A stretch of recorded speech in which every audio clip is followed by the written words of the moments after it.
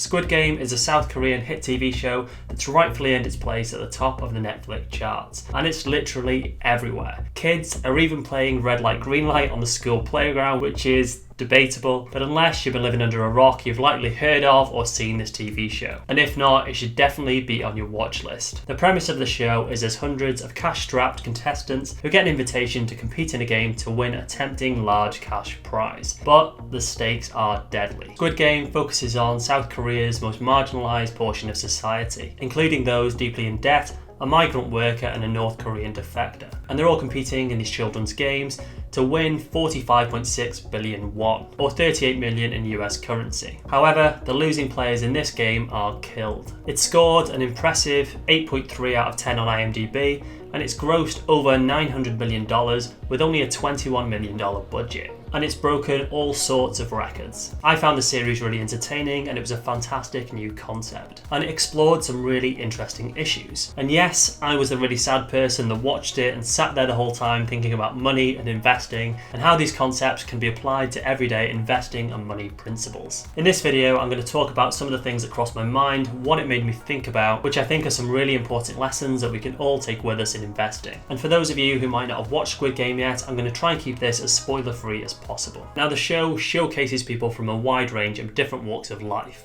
but there's one underlying theme that gets them into the contest, and that is debt. Nearly all of the players playing this game are in some kind of financial difficulty, and they need this money to better their lives and get out of the situation they're in. Some have gambling debt, some need it for family and friends, while others have lost it all on the stock market. And it just highlights how devastating debt can be, and how it can pull you into things that you really shouldn't be getting involved with in the first place, and how it really brings out the desperation in people. Now, I think this show couldn't have come at a better time.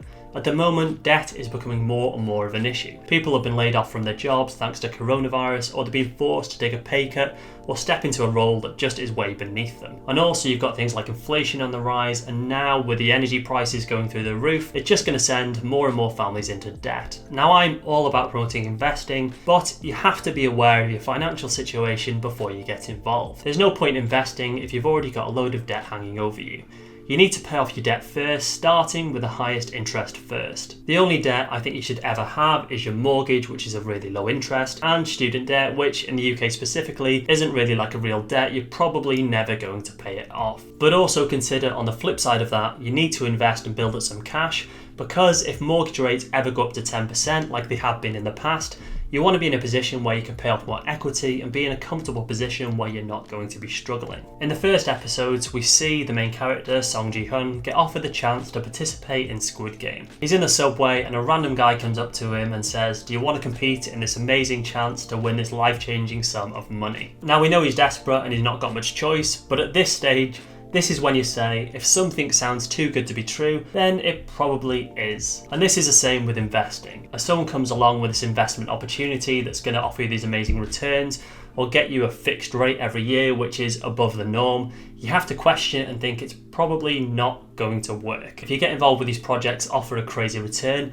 you have to be aware of the risks. So for example, I've invested in the Pylon protocol. Yes, I'm getting 150% return on my money, but I fully understand the risks. That could be worth nothing in 18 months' time. So while there are these fantastic rates out there and fantastic deals that you might think are life-changing, but you have to be aware of the risks and how much you're willing to lose. And I've been guilty of this in the past. You join these things like Forex groups where they promise to win, when actually it was all kind of smoke and mirrors and it wasn't the real thing. Now let's move on to everybody's favourite game, which is red light, green light. Now, for those of you who don't know, red light, green light is similar to a game we used to play in the UK called What's the Time, Mr. Wolf. You all start at the start line and you have to make it to the finish line without getting caught moving.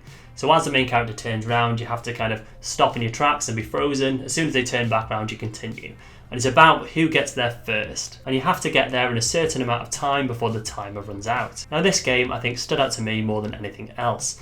And that is, you have to have patience and not rush ahead. You need to have your goal in mind and move at a steady pace towards your goal. Just rushing ahead and trying to hit those goals fast is probably going to be at your downfall. Going for these kind of YOLO stocks and things that are just going to be a one-hit wonder and might not work. It's very easy in today's society to just think, I need to go for it, I need to be a millionaire by the time I'm 30, but actually it's okay to gradually reach your goal in a long period of time, whatever that might be. It doesn't have to even be a million, it could be 100k, it could be 50k, it could even be 10k. As long as you set your targets and you can get there eventually, I believe everybody could be a millionaire by the time they retire, as long as the right financial education is in place. Lesson number 4 is honeycomb. The second game featured a Korean candy called Poopgi, which is a shape in a honeycomb snack that they have to tediously scratch out to reveal the shape. There's 4 different symbols in the honeycomb. There's a circle, the triangle, the star, and the umbrella, which is the most difficult of all. But they have to do this without breaking the shape, or they're eliminated. Each shape comes with a different level of difficulty. I discovered a fantastic analogy of this on the Financial Times website that went a little something like this. The parallels between Squid Game and investing are obvious. The circle is cash, low risk and maximum safety. The triangle represents bonds,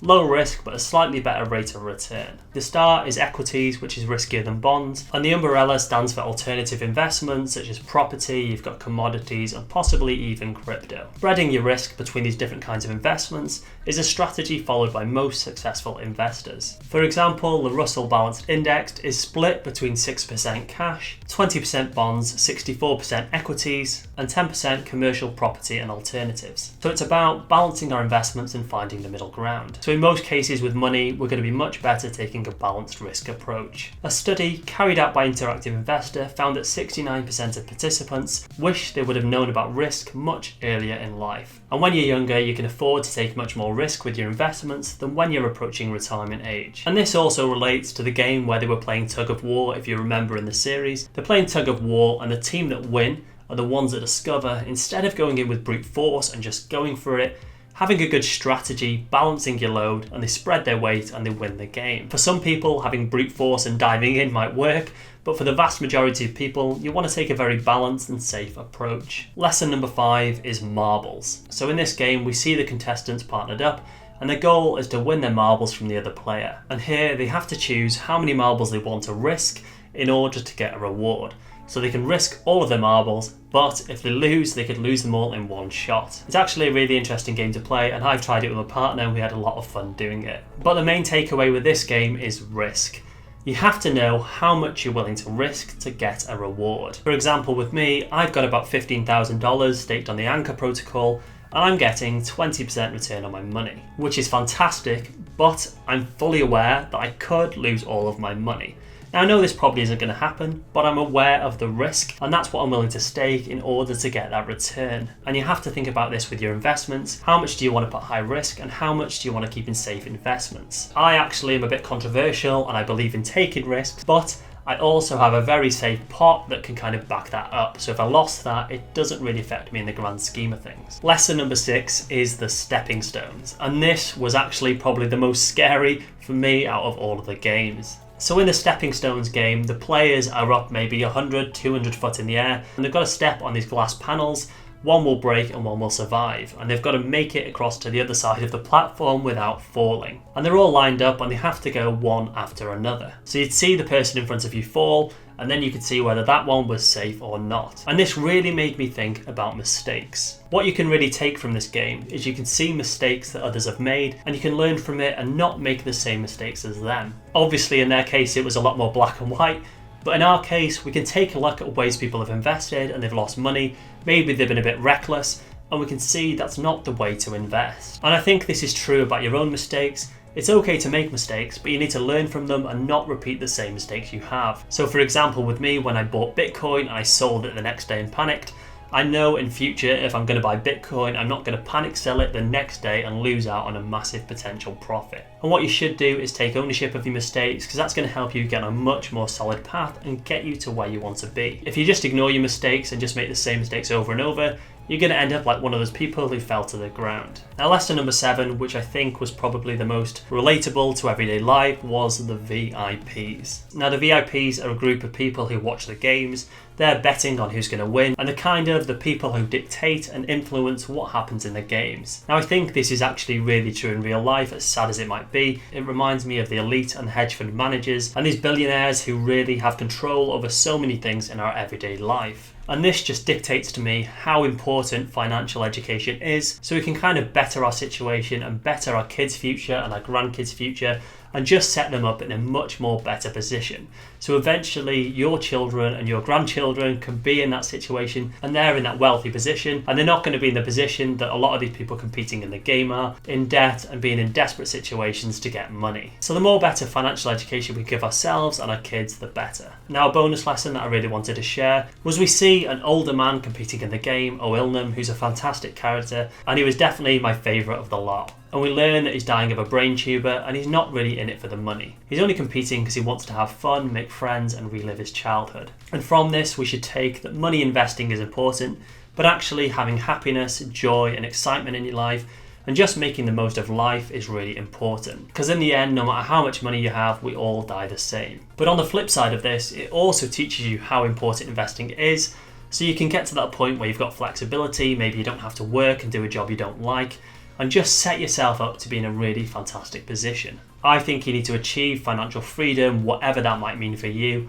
as soon as possible, so you're not kind of wasting your life and doing something you don't love. But also, I think it's much better to have less money, enjoy your life, than be getting more money and just hate what you're doing. I also wanted to mention this really interesting reality check and see what you guys thought. So while the show was fantastic and it was really unique, there was one thing missing that wasn't really true to life. Now, while South Korea is home to great tech innovation, it also has one of the highest numbers of poverty within the elderly. Around half of its senior citizens are living with little to no help from friends and family or from the government. The Organisation for Economic Cooperation and Development, or OECD, consists of around 30 countries that work together for economic development. Unfortunately, despite all of its work, South Korea still has the highest number of poverty within elderly citizens. Unfortunately, this means a lot of the elderly population has had to resort to these really unconventional jobs, things like picking up trash or cleaning, and even in the most extreme cases, the elderly population have resorted to prostitution, which sounds absolutely crazy, but unfortunately it's true. This was largely due to the country's low net pension replacement rate of 46%. So if the show was true to life, it's likely that the majority of the players would have been elderly people. And I'm not quite sure the show would have got 8 out of 10